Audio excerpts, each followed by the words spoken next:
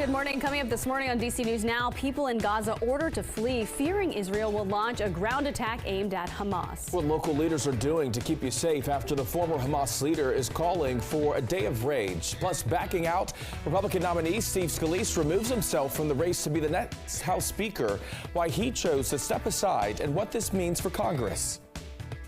We have one more dry day, and that is today with the sunshine and seasonable high temperatures. We turn cooler and wet as we get towards the weekend. More details and timing of those showers coming up. And also coming up, Caps fans ready for a fresh start as the team gears up for opening day. Everything you need to know about the new season ahead of puck drop tonight. The station covering all of the DMV. This is DC News Now.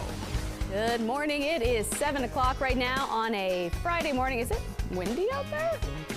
A little breezy. It's shaking. It just could be the camera. Yeah. Who knows? But we do know it's Friday. It is Friday the 13th, actually, in October, a spooky day out there. So be mindful. Yeah. Good morning. And thanks for starting your day with us. I'm Tanaya Wright. Good tip for the people. Yes. Be mindful of the ghosts and goblins. Just so we be a little superstitious. The goons and the goblins. Yes. Yeah, good morning to you. I'm Corey James. Shanika, she's going to have more on your roads in just a moment. But Jackie, she's tracking that forecast on this Friday the 13th. Hopefully it's not going to be bad. No, I mean, the weather is cooperating today. It's not cooperating tomorrow. So tomorrow we're looking at the rain showers returning. So out there today, tracking the dry conditions, not only this morning, but that will continue through the afternoon and evening. Temperatures, though, those are starting off into the 50s for much of the region, but still have some 40s out towards Woodstock and Luray. Those are the lower 40s. That's the cooler spots. We're mid-40s over towards Winchester, already to low 50s. Martinsburg and Hagerstown, upper 50s in D.C. We're holding at 60 over towards Annapolis. Highs today, upper 60s to low 70s. This is nearly seasonable for this time of the year. So it's typical for this time of the year to see those temperatures right around 70. So a mild afternoon. Futurecast showing us that we'll see that sunshine through the day today. Then as we get towards overnight tonight and into tomorrow morning, those clouds start to be pushed in out ahead of those rain showers that'll be sliding in as early as 6 a.m. tomorrow morning. Those will be widely scattered, and then those turn widespread across the region as we get towards midday tomorrow. Still with us through much of the afternoon, and could even see a few pockets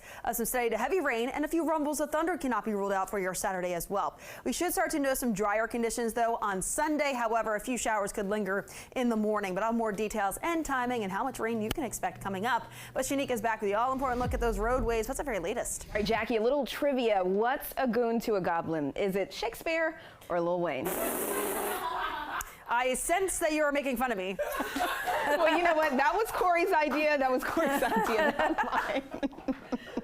All right, so it did, but you did give me that. All right, let's just go to, all right, we're looking good along the Southeast Southwest Freeway. No problems right now. You are actually looking good. You are seeing problems, though, along BW Parkway heading north and southbound because of that crash heading south right near 201. Now, here's the inner loop right before the Woodrow Wilson Bridge past 210, and it is looking slow. All right, I'm going to send things over to you guys. All right, thank you, Shanika. Your time right now is coming up on 7:03. Happening now, the Israeli military ordering the evacuation of nearly half of Gaza's 2.3 million people. Now, that is ahead of a feared ground offense aiming at Hamas. They are telling people to flee deeper south into the Gaza Strip. The Israeli Defense Forces also reporting the rescue of 250 hostages in the area surrounding Gaza. Well, starting today, the U.S. government will arrange charter flights to rescue U.S. citizens in Israel.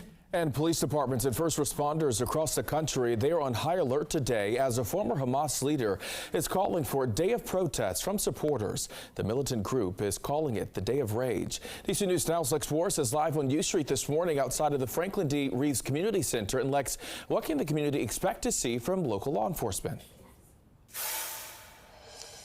Yeah, well, I've actually moved over to the Capitol building. Sorry about not giving you that update, but you can see around the Capitol complex, there are fencing up, and it's more notable fencing than we do normally see. However, people are still going to be able to get into the sidewalk. You can see right here, there is an opening. There are some openings around the complex, but we are seeing this increased fencing. And this is just one area where we're going to see some increased security in our region, across the region. region, we are going to see an increased police presence today. Now, DC police say that they are working with partners at every single level, and as they continue to monitor this situation, they say that police presence will be notably increased around places of worship. That's also going to be true in Montgomery County, where police say that they've taken steps to increase safety for the Jewish community there. Now, both police departments, MPD and Montgomery County Police, say there have been no credible threats made at this time. But we do know that the Jewish Sabbath is at sundown today. That's going to be a time when many people are gathering at synagogues. Now, as we continue throughout the day, law enforcement are simply asking community members to be vigilant. If they see anything suspicious, to please report that to the police as soon as they can. For now, live in Washington, I'm Lex Juarez, DC News Now. All right, Lex, thank you. And for more coverage on the ongoing war between Israel and Hamas, just visit our website, dcnewsnow.com. All right, time right now is 7:05. Montgomery County Public Schools is revealing key details into the investigation into a principal at Paint Branch High School. That is right. The documents say that no one involved in the promotion of Joel Beidelman violated policy or conduct. Beidelman came under investigation after allegations of sexual harassment, bullying, and retaliation after being promoted. Now, he was promoted to principal of Paint Branch High School. The new report says that no one involved in his promotion engaged in intentional misconduct. Beidelman was placed on administrative leave back in August. And Prince George's County Police say they're seeing a trend of robberies that are targeting construction workers. Officials say some crews are being robbed at gunpoint and at sites or while purchasing tools from Facebook Marketplace. Police believe there are more victims who may be undocumented. We have had several incidents where Latino victims have been targeted on construction sites. They're afraid of the police, that we may look into their immigration status, and the police department does not care about that. We want the victims to come forward. It doesn't make me feel good at all being around as a worker. It's kind of scary to think about. And police are working to determine if the cases are connected. All right, well, take a look at this video right now on your screen. It shows a man stealing Halloween lights from a home in the Shaw neighborhood of D.C. Now, Doug Lakey and his husband posted this video on the Nextdoor app and even shared it with us.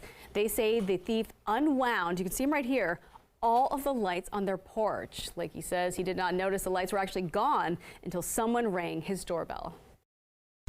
It's not the money, it's the audacity, and it's just the kind of bad neighborness, you know, the lack of any care. It's like a nihilism, you know. What's your message to that guy? What's my message is, what's wrong with you people? Now, he says he did not file a police report, but again, take a look at your screen. They are hoping they can find this person who is responsible. All right, 7:07 now. A hearing on Capitol Hill is working to help victims of violence here in D.C. And it focuses on people who live in D.C. and along with businesses and first responders. Now, last month, D.C. surpassed 200 homicides. The last time D.C. reached that number before the end of the year was in 1997. Several officials and neighbors testified at the hearing, some of them expressing fear for their safety. I would say there is a crisis. Anytime someone's a victim of crime in the district, regardless of the number. If you're not careful in violent cities like D.C., you may end up just as another statistic. And neighbors are pushing for the mayor and council members to find a solution. New data from the Major Cities Chiefs Association is releasing preliminary data for the nation's crime in 2023. That includes D.C., and it found that compared to June of last year, D.C. saw an increase in 14 homicides, 20 rapes, 476 robberies, and 30 aggravated assaults. Time right now is coming up on 7:09 on this Friday morning. The Washington Capitals, they are back on the ice today for their season opener, taking on the Pittsburgh Penguins. That is right, and the team, especially the returning players, have a specific motivation for this season. Our Tosin Fakile live at Capital One Arena this morning. So Tosin, tell us more about the specific motivation that some of these players have for this year. Well, you know, Tanaya and Corey, the Caps missed the playoffs last season. It's the first time it's happened since 2013-2014, and that is what is motivating the returning players, as even some of the new ones, to not let that happen. And the quest to postseason is on. Here in front of Caps Arena, you can see the marquee all lit, and the going to preseason, starting this new season, it's happening under a new first-year NHL head coach. Spencer Carberry will be making his debut as head coach tonight, and he is confident he can help help the Caps get back to their winning ways. And as the players, both returning and new, they get ready to prove something in this new season, some players say once they get the first few wins in, it'll go well with their confidence and just keep things rolling. Now, this Washington Caps team is made up of veterans who won the Stanley Cup back in 2018 and fresh faces who are together prepared for the new season. I think the lines that we have, the experience, the chemistry that we have, it's going to help us. How I said, the first game is always going to be a little bit nervous. Carp is putting a lot of emphasis on smart hockey. And